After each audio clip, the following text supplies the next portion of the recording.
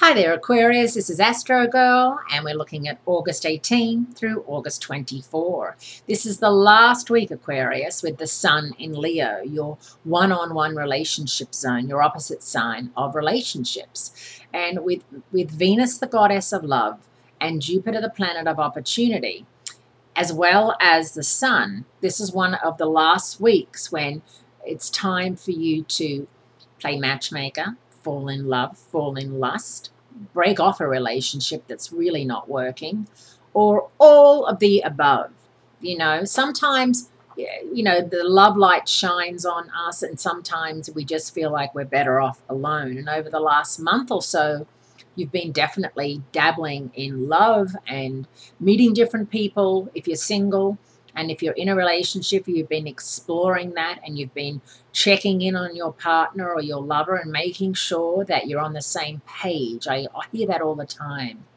And I think I understand exactly what it means, although it's a bit of a strange expression. It just means that are you thinking along the same lines as your other half? For example, so many people go along in relationships, and after a year or two, they say to me, we have nothing in common. And I said, it's taken you a year to realize that? I mean, when you meet somebody, you should know, like within an hour, you have nothing in common. But I think people just go ahead with relationships half blindly, because they're attracted to the person, or the person is a nice person, or they like the person's family, or they've been single for a long time and finally someone's come along, and it doesn't make much sense to me, especially when I do their charts and I'm like, there's no connection here at all. And they're like, oh, I know, we have nothing in common.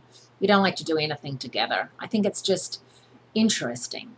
But as an Aquarius, you're much more aware of that, and you're much more trying to fix things, trying to find ways that you and your other half can blend and mesh and find things to do that make you both happy. Whether that's paddleboarding, whether that's go-kart racing, whether that's reading a book, whether watching movies, whether cooking, whether bike riding, hiking, your love of animals. There's always something that you can do. It doesn't have to be outdoorsy. Doesn't have to be, it can be so many things, but there has to be some sort of common thread. And that's why over the last month, I'm sure many of you have made that realization and come to some pretty big decisions, because there has been a lot of planetary play in your relationship zone. Now this week, the planetary activity is shifting, and it's going to be quite a time for you in your 10th house of career and reputation. Just be very careful of any coworkers trying to undermine you this week, especially on Thursday.